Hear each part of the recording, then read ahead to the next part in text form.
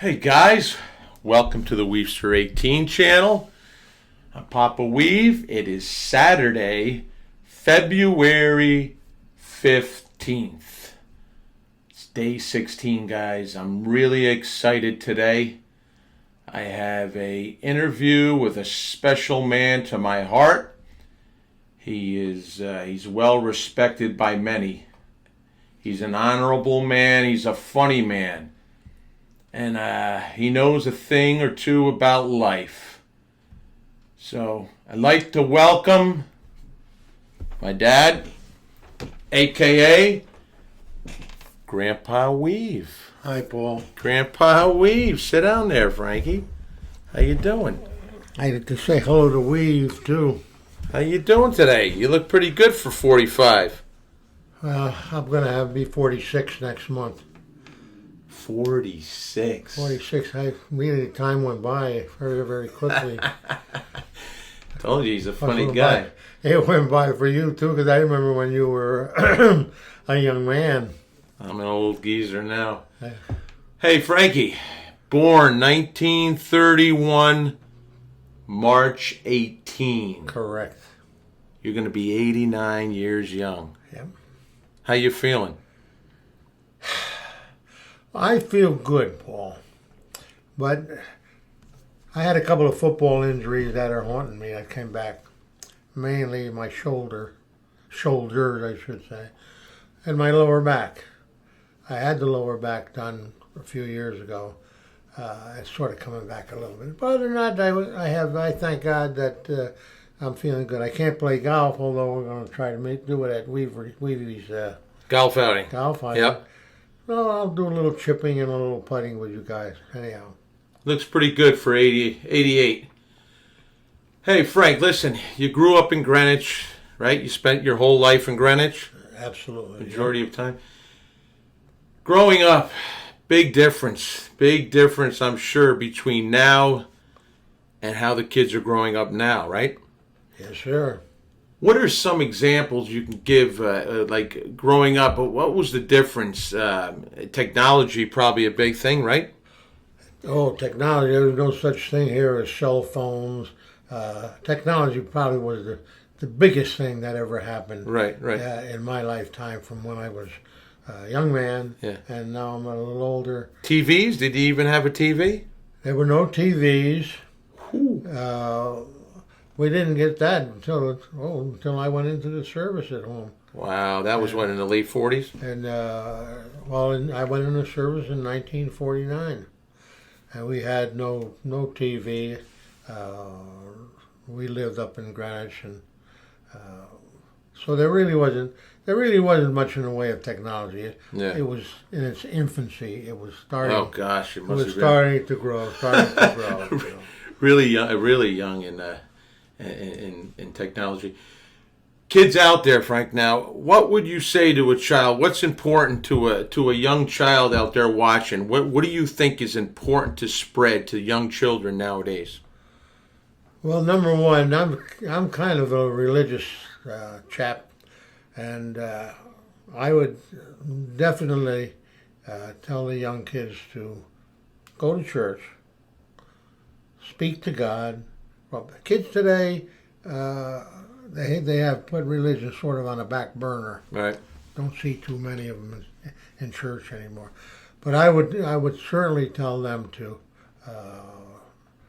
look to God a little bit. Have a faith, and no matter what it is. You don't have to be Catholic or whatever your faith is. Have it. Whatever. Prayer. Whatever it is. Right.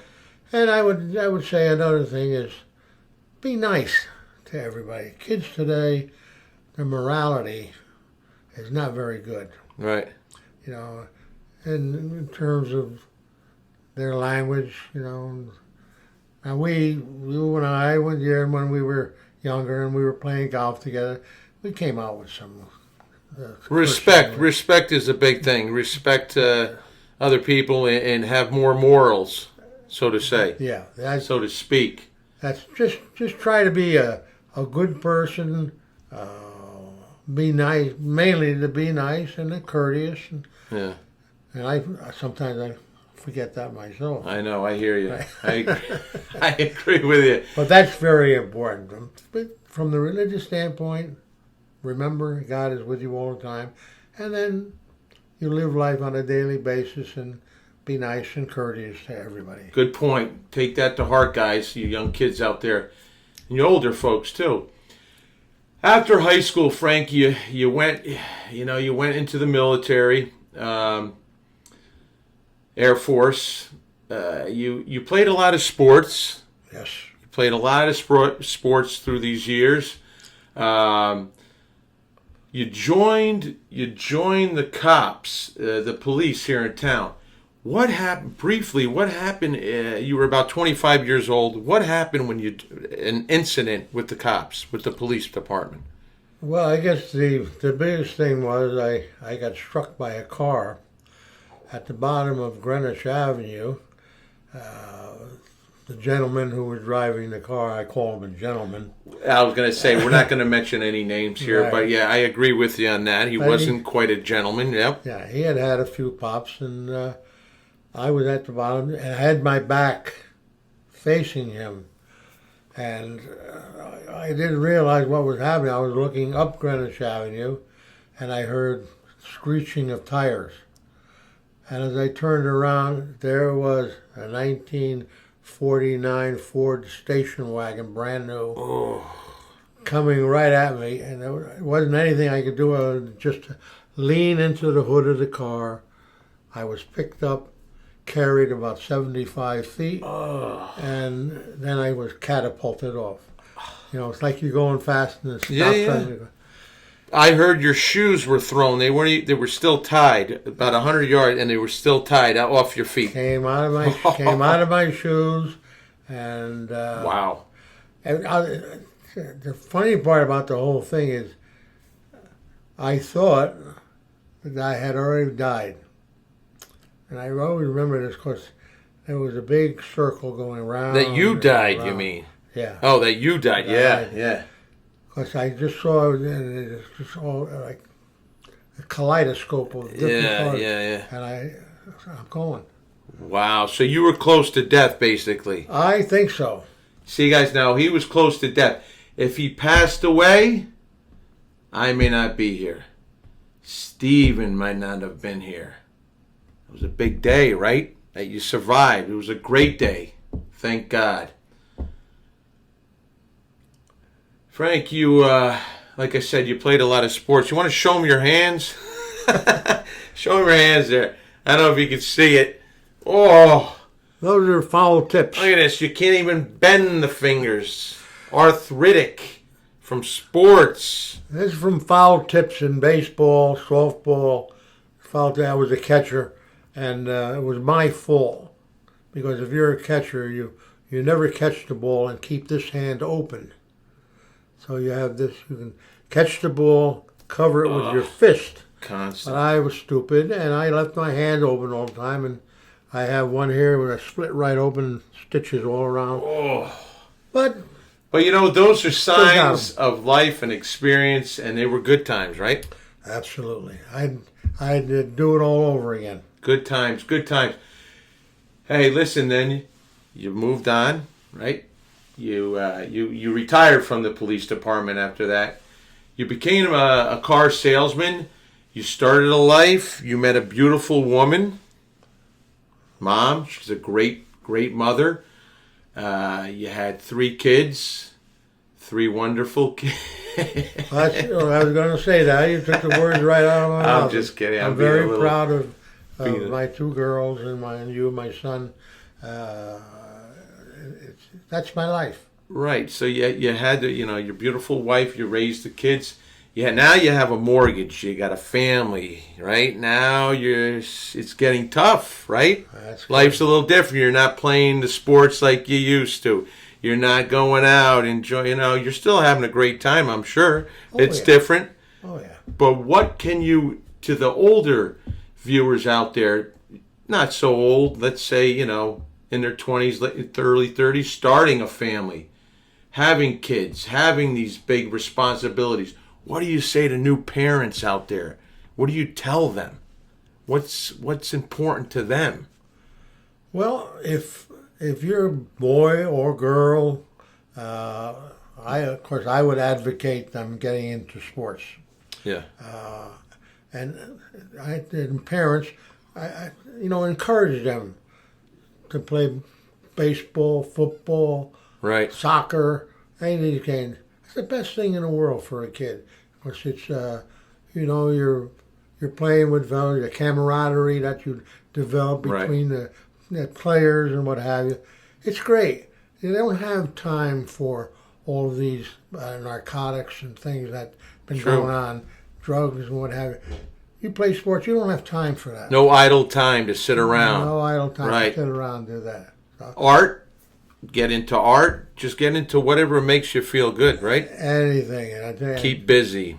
and I just hope that the parents encourage them. Right. They need encouragement. They don't want the parents to go away on their own and they never ask you questions about.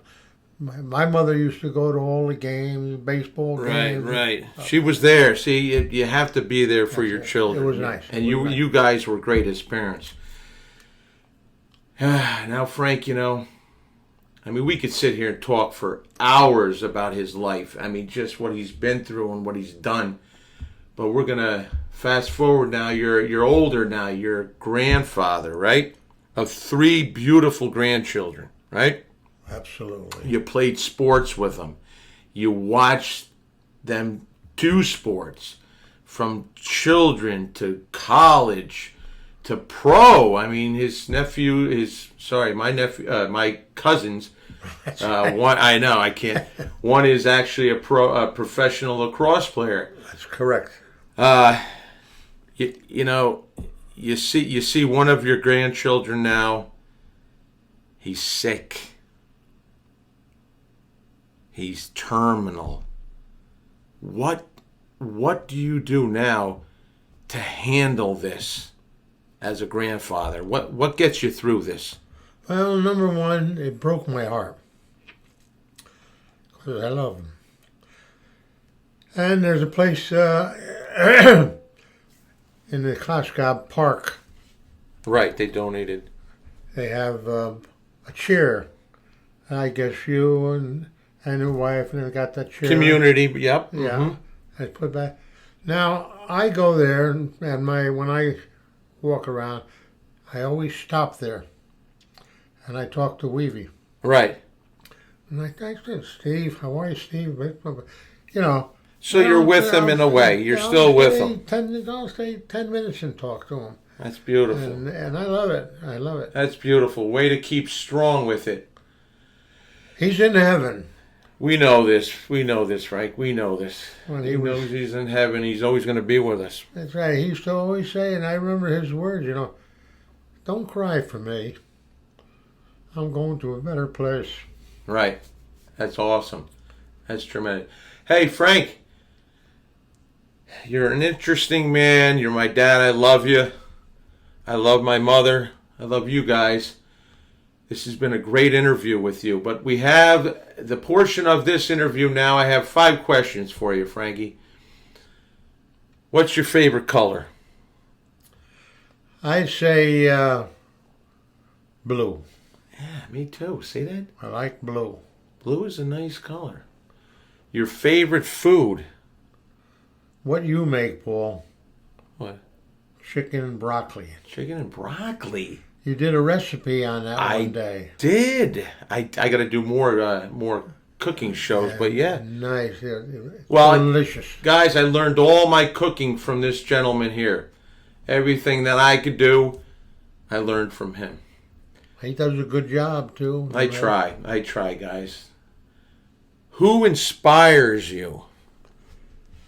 Out of all the people in the world, who inspires you? Weevy. It's the third answer that people said. He does. Listen to him talk and what he's doing, what he's thinking about. What he's going Great. through. And what he's going through. That's inspiration. Yeah, I agree. See a young man like that. I agree. Strong. Totally inspirational. Who motivates you? Almost similar, but who motivates you? Out there, all through your years, who motivated you? A person It's a tough question. Yeah, it's a tough question to say, but Did you have a coach, or did you have anyone that really you remember? Wow, he motivated me. He got me going. well, there was a coach from grammar school, a fellow by the name of Al Cavino. Uh-huh. I Yeah, you don't- mentioned him a lot. You Oh, mentioned yeah. him a lot. Him and Charlie DeSola, they were the football coaches. Yeah. And they motivated me to when I'm out there. You know, when you're hitting the dummies and you're hitting the sled and everything, they're right there saying they're pushing Motivational. You remember pushing. that. You remember, and you were what, maybe 16, 17? 16, So you're 17. talking 70 years ago or so. Yeah. They Wow. played 4 years of football, so you know every fall, late summer, you're out there, Yeah. getting practicing already, and it was a lot of fun. But I would say those two gentlemen had Totally a lot motivational. as far as motivation is concerned, I would consider. And maybe I get it from you a little bit too. I don't know about that. I don't motivate people. I hope I motivate people. That's what we're trying to spread here. Frank, it's an evil world. It's a great world, right? Great things out there. There's bad things. One thing you could change in the world, what would it be? It's just if we can just totally get rid of these drugs, needles, and narcotics, and seeing these young kids with all things in their noses, and you know we never had things like that. Yeah. But basically, if we can get rid of the drugs. Yeah. I think that's very important right yeah, now. the evil drugs. And the kids get on, they get in and lead a nice, clean life and go to school and Morals. play sports. Sports keeps you clean. Right. That would be my biggest concern. Excellent. Guys, what a guy he is, huh? Listen to what he said. The experience he has through life. We all should try to be like this gentleman. Thanks, Pops. Okay, son. And as Weev always said, peace out. I don't know these fingers. Let's straighten it out. Peace out, guys, right? Yes.